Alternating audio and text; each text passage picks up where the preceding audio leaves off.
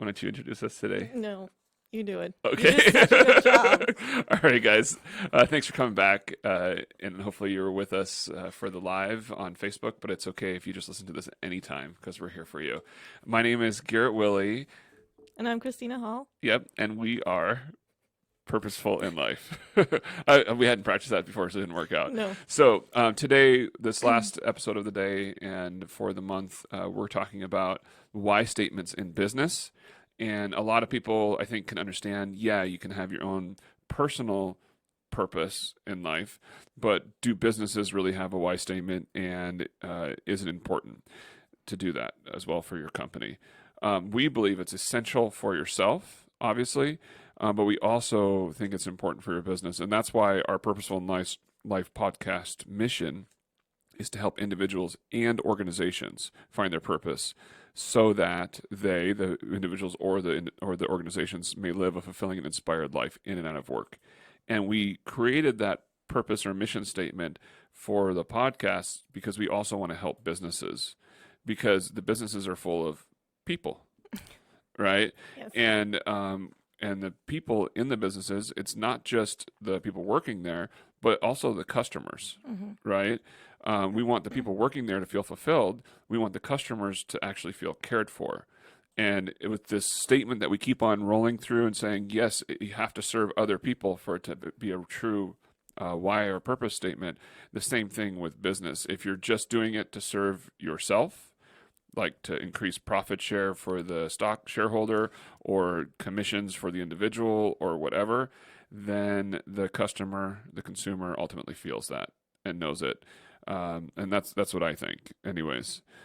So a lot of people wonder, what their why is and how that relates to the vision or mission in their company.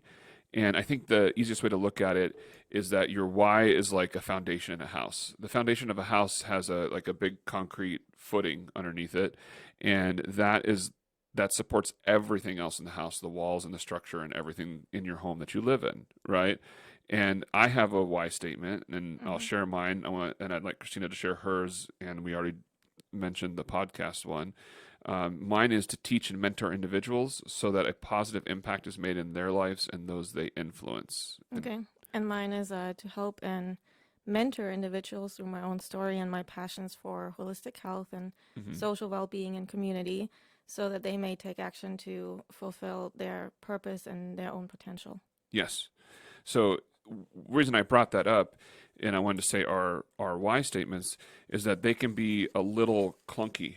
They're not necessarily marketing pieces. No. And this is something that Christina and I have spent a lot of time talking about because we feel like companies will create their vision statement, mission statement, their value statements, all these other little things that they're using for marketing pieces. And we don't really believe that most companies actually believe those things to be true or they live by them. So I'm a marketer. Yes. And I have been for 10 years, so sorry, guys. But yes, it's just to look good almost, to look good for customers and to look good to your employees. Yes. But if you don't follow through on your mission statement and your values, then you will ultimately lose employees and customers. And with creating that mission statement and their vision, like you said, it's like a branding promotional message almost. Yeah. They might gain, revenue and profits in the short term and grow much more in the short term, but they're not looking at the long term and what they're actually losing. Yeah. I think I'm going to tell about my personal company, which just because it's part of who I am as a person. But in my business, I've created like a value statement, which I believe is like the foundation of my business, right? It's kind of like the why statement for the business, except for it's just a couple of bullet points. But I really believe in these points, and I'll share them with you. The first one is integrity. And what I mean by that is to do what's right at all times, regardless of the cost. Even if you lose. Even if I lose. Like if I lose the whole business to follow that value, then I start over. Mm-hmm. Then I go bankrupt and I start over. Because what I mean, and I don't think other companies would ever imagine it. No. All of them say integrity. I don't know any of them that actually, not the big corporations anyways, they wouldn't be like, oh, we're going to lose a quarter of our profit share because we screwed up and we need to buy back all of our phones or whatever widget is they make and redo it, or we're going to replace everybody's on this thing that we messed up on. Nope. I've worked in with companies, small, big, international corporations on 2 continents now. Hmm. No, it It's never just happened. a marketing piece It is. for them. And to us, it's like, you know what? I think people will know if it's real, you know? Mm-hmm. And I think my hypothesis is it's like we as consumers, as individuals, as, you know, the whole world, it's not like one country or another, we're tired of being lied to about things that are so precious as our core beliefs and values when we're like we want to resonate with people we work with or companies we work with, and then they lie to us Mm-hmm. because they don't actually stand up behind what they're saying is their values. My other one is I have three. So integrity and then leadership is the other one. I actually want to read it because I like the way I wrote it better than just trying to come up with it. Can't get to the page. Of course not. So leadership, putting people first through trust and cooperation, sacrificing oneself so that others may gain and feel safe. Mm. So why that's important to me and why it's part of my business, because I get to run the business however I want. It's my company, right? Is Sure that thing. I think most businesses see leadership as authority. Mm-hmm. And we've talked about this in past episodes, Yep. but maybe that's why that came to me so easily when I was thinking about this. Yep. I literally wrote this in like 10 minutes because it was just all part of who I was. Mm-hmm. The integrity, leadership, and quality. It was just part of who I believe that I am, and it ties to like my own why and purpose. Mm-hmm. And that's kind of what we're talking about today in business, or in the business segment, is how to find businesses to find their purpose and why. And my last one is quality, which is service and workmanship to the best of our abilities. I want to say something to your leadership one. Yes, please A do. lot of people confuse leadership and management. Yeah, yeah, no, because it's authority Yes. versus. So I think when you lead a company or just leading in general, you're actually serving those that you're responsible for. Mm-hmm. So you know, in other words, I've heard Gary Vaynerchuk talk about this. Yeah. He's got like 900 employees, and he says, "I work for them; they don't work for me." Yes. And it's like, mm, Thank you. in the heart, right? Yes. I'm like, that's what it's about. So yeah, so that's pretty much what we're talking about. Is that our why and our purpose is why we get out of bed. It's like what inspires us. In our business, it can be it's the mission statement for it. Mm-hmm. Now the tough part about this is you work for another company, and whether they have value statements or mission statements, you can't control that, right? All you can do is dig deep and find out what your purpose is that we've been talking about, and then find out what things in your company or your job that you do that resonates with your why, with Yep. your purpose. And then you can go to work, and when you get to do things that resonate with you in that point, you know that you're fulfilling your purpose and you can excel at them. And the hope is that you can influence other people.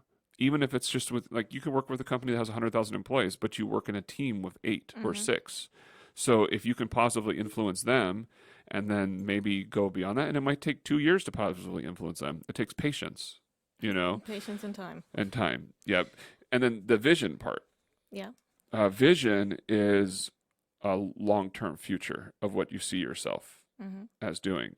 So if you took your personal why statement or your company, if you're a small business owner, and you're going to, like, you know what, we're going to build our company and live our company to our values.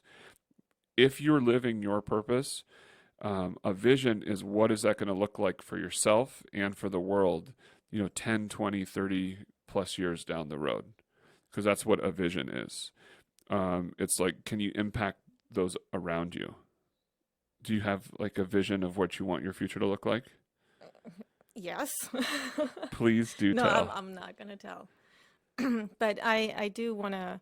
My vision is that I wanna impact people and really I feel like I see the potential in people before they see their own potential. Hmm. So I want to help them to see the bigger picture and where they can go, and motivate them, and um, lead them, mentor them to get there. But, I'm not going to tell them where they should go, Yeah. but I'm going to help them along the way to figure it out, if that makes any sense. Yes. Yes, it does. So, yeah, I mean, I have a vision too. I want to build a big business, but I really want it to be able to serve other people. Mm-hmm. Um, and my hope is that the more that I grow as an individual and grow as a company, then I'll be able to reach and serve and help more people. And it's not just the helping people with like the roof stuff that I do, Yes. but it's like, how do I help people in the community or whatever, uh, whatever comes to my heart or God places on my heart as like something I need to serve. Mm-hmm. The more that we can build financial resources and connections with people. It's not always money. It's like somebody, you might see that somebody has a need and you can be like, I know who can help with that need, Yeah. and be able to do that. So those connections really help one another. I want to try to get some feedback from you on this, because Okay. we're really, this is a tough subject. It's like, how do you find your why or your purpose in your company? So have you thought about this at all, Christina, and like how you can, you know, input, some of your why even into the work that you do in marketing? Is there something that you can do there, or do you feel like you're just stuck from being able to share that with other people? So I think that comes back to Simon Sinek actually talks about that in a book too, like what you talked about before, that if you know a company's why, and as an employee, and if you know your why as an employee, you can figure out if you're a good fit for that company. Yes. But even if you figure out that you're not a good fit, you can still make an impact, and help your team along the way, and Yeah. make a good impact, or um, help them figure things out. So to answer your question, I think in marketing, it's definitely hard, because marketing is such a profit-driven Mm-hmm. business for You're thinking of just the immediate short term, just not what it yes, would be 5 years or 10 years of building a relationship. exactly. And But I can still go along and work with my clients and help them, and educate them and mentor them to make the best marketing decisions with where they're spending the money. whether it be now or for long term Exactly. branding, and then they Yes. could decide what they want to budget towards trying to get products sold now Mm-hmm. and trying to have a long term branding of who they believe they are. Yep. Exactly. I like that. And the same thing with my coworkers. Mm-hmm. I can help them if I know something. I can share my knowledge and experience, and help them to prevent making the same mistakes, or getting the same good response. You And know. ultimately, it's up to the other individual. Yeah. Because I'm having a company build a website, and they actually switched the people that were working on the website for me. Mm-hmm. Because the first guy, I was like, "Oh, I need to share with you like a couple of books that will help you become the best at your job." Because of course, I'm like, not just for what I'm doing, but I was like, I've read some books, and I think it'll help you be a better website. And I'm like giving him all these tips on what to do, and it's like that's his profession, right? Yeah. And he's like, he'd never heard some of these things before. And I was like, well, I'm going to email you a couple of books that will really help you. Mm-hmm. And then, like, kind of nothing happened, and they gave me somebody else to work on the website. Hmm. But the reason I share that is because it's ultimately up to them. A lot of Yes. people are just, like we've talked about over and over and over again, is that they're just floating through life. And they're like, oh, I just come to this work to do the job, make it easy. Yeah. I'll But I'll plug in like whatever numbers I got to plug in yeah. and add whatever ad needs to be added, or look at the demographic or the algorithms that Geographic. Yes. geographic or algorithms that come out for what the results are, so that you can tweak and do 42 other ads, and then you'll be able to figure out which one works the best and all of it. And then all it is just numbers and math, and there's not connection or looking at long-term goals. But they might not be ready right now. Yeah. But if you tell them and show them, and they see the outcome, and how you're doing, Hmm. then they might change or ask you more about it in the future, Yeah. which is, all that you can hope for. Yep, that's all that we can do, and that's what we're trying to encourage you guys to do as well. And there's another story I want to tell you guys about. When I was in college, I worked for Home Depot, And the first year that I was there, the original people that started the company, Bernie and Arthur were their names, Mm-hmm. they still ran the company. And it was really neat. I came in out of active duty from the Army, and I got hired at like $15 an hour, like 18, 20, I don't know, a long time Nice. ago. Probably 20 years. I'm getting older. 20 years ago. 20, it was 20 years ago. and and so $15 an hour 20 years ago, there's people that start there now making less than that, Mm-hmm. right? And I don't know if it was because I was coming out of active duty in the Army and that's why they paid me more, because maybe that wasn't the starting rate. I don't know. Who But knows? the guy was like, the manager, he was like, I only have like a cart pushing role. And I was like, I don't care. I just need a job, so I'm happy to do whatever. Mm-hmm. And then I was moved pretty quickly into the different departments in the store. But I remember my first year, they told me, hey, if you want to build like a display to try to sell the product, just do it. Like there was no question about the cost. You didn't have to ask permission. They're Mm-hmm. like, just go build this end cap display, and if it sells more of the products, then we'll try it at other stores, and it can go company wide because you are an owner of this company. Wow. Like 1 year, less than a year into the business, they're like, Mm-hmm. you're just as important in the business as the guy running the district, right? That's awesome. And that makes employees feel like, okay, I have a reason to be here, Mm-hmm. and I can actually give value to the company. And then you work harder, and you're taking care of the customers, right? Yep. Well, by the fourth year working there, it was after I graduated. I was looking for a job, but I still worked there for almost a year after I graduated. Probably pretty common. People don't Yeah. actually get jobs in what they go to college for. They just blow a lot of money on college, and that's a whole nother subject. and and so I'm there working at the end of the night, and I did like shrink plan, which is like loss or like stuff that gets thrown away because Mm-hmm. of damage or what have you, for two departments. And I did the ordering of more products and stuff like that for the two departments, and then a little bit of work, but pretty much half to two-thirds of my job was manager role. Mm-hmm. And by the way, the first year I got like a buck or two raise. I got less raises in the 3 consecutive years when they turned the company over to a CEO, Okay. and also stock options taken away. And we got stock options. Like that first year, I was probably making $22, $23 an hour because of stock options just given to me. So it Mm-hmm. made me feel valued. Yeah. The employees were taken care of, and the employees took care of the customers. And I was flat stacking some lumber in the lumber department, making it look pretty at the end of the night. And some guy walks up to me and asks me where something was, and I was like, "Oh, you go down about whatever 8 aisles. I can't remember what he asked." Mm-hmm. I was like, "Turn right. It's right there on your right." It's the same thing that everybody would expect when they go to one of those stores now. But back then, the guy was like, "Well, that's not very good service." And I stood up and I was like, "My name is Garrett." And Sean's the manager on duty. He was kind of an asshole, so I still remember him. Sean's the manager on duty, and he's going to be back in the office because he never leaves or does anything never does Mm-hmm. anything. So he'll be back in his office. Go to the Light Cloud. I worked at the Bellevue Home Depot. Uh, Go to the back of the store. From there, his office is right there. You can tell him I sent you. And I went back to work. Really bad attitude. Yeah. It was kind of like, go fuck yourself, right? To the customer. Mm-hmm. Well, obviously, I'm not saying I had the greatest attitude, but I didn't care if I got fired at that point. I actually Yeah. would have thought of it as a blessing because it would have forced me to get another job, you know? Take Um, action. Yeah. and it was like from the first year, I loved it. And then somebody else took over, and it all became about the profit for that CEO. And on that second or third year, I remember seeing an article from the Wall Street Journal that said, to Home Depot, front page article, Wall Street Journal, give the company back to its employees, Mm-hmm. because they had taken it away from the employees. And now people, I'm sure, are still miserable. And everyone working there, even managers, are probably like, it's a job. When Yes. before it felt like it was part of something that we were doing, that we were all working together to build something great, Mm-hmm. which is why the company became so successful to begin with. So even though they probably didn't have an identified why or purpose, it was obvious that everybody was working together to build something great and serve the communities Mm-hmm. that they were in. Right. So I'm sure they could have written something that everybody would have resonated with because it was there. Yeah. Just think about what it could have been like if they had something written down and everybody knew exactly.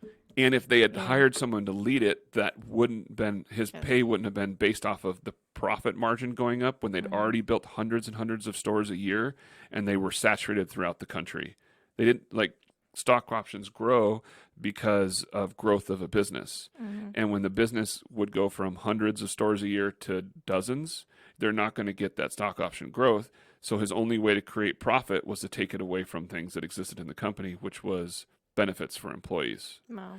So it made him tens of millions while taking it out of the pockets of the employees, which ruined the atmosphere of the business. And I'm pretty sure most corporations have done this at some point. Because the Probably. owners have to retire after 30 years or something. They're like, Mm. they have to move on. And I'm sure they felt bad about what happened, but it was too late. Right. Yeah. And then obviously hindsight's always 2020. But the reason I tell you this story is like, this happens over and over in business. And what we're trying to discuss is how do businesses get back to that why or purpose? Mm-hmm. I don't really know the answer to that.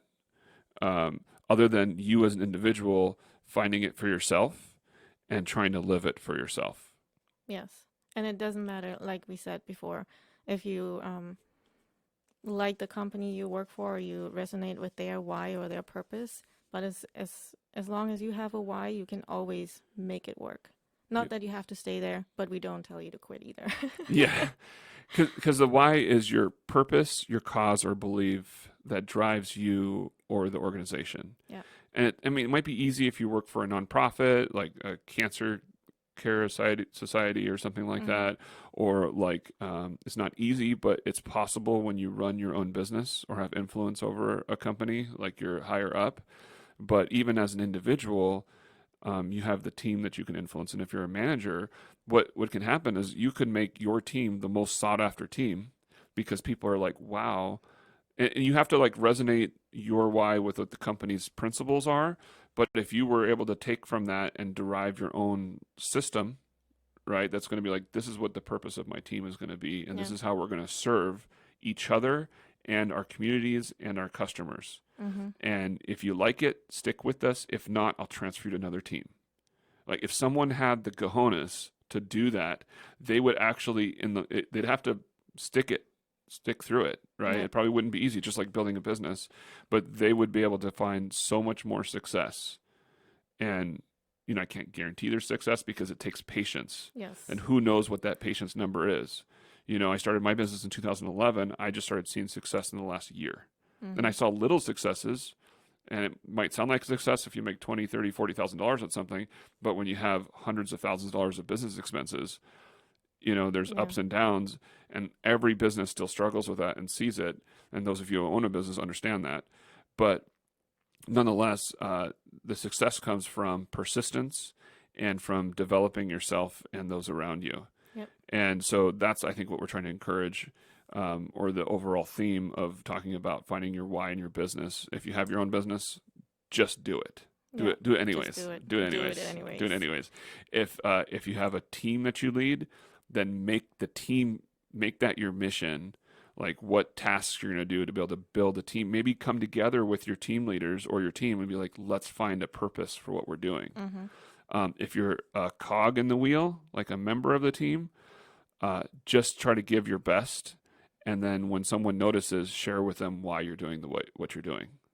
Perfect. Yes. I'm glad we came up with that Yeah. on the show because it's been something I've been struggling with ever since our first episode. Our Mm-hmm. first episode, our first or second episode, I said, I know my why. I don't know how to integrate that into my business.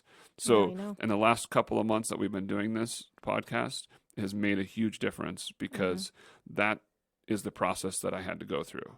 And it took a couple of months, Mm-hmm. right? So again, the patience. So anyways, our Patience and episode, time. did you have anything else you want to add? Because our episode's pretty much over. Yes, I wanted to say, because you said before that you don't know how they figure out their why. Well, we would be happy. I'm not sure Oh. about you, but I would be happy Yes, to help I'd be them happy. figure that out.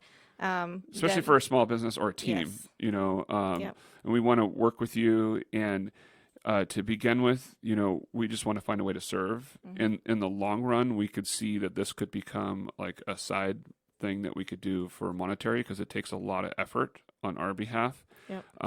But, we're helping individuals. Like when we were talking with Russell, I really think it would take less than an hour of personal time with him at this point because we've already spent some time with him and heard a few of his stories to be able to like generate a statement for him that would become his mission statement, his why statement, his purpose statement. They're synonyms. That's why I'm using all three of them.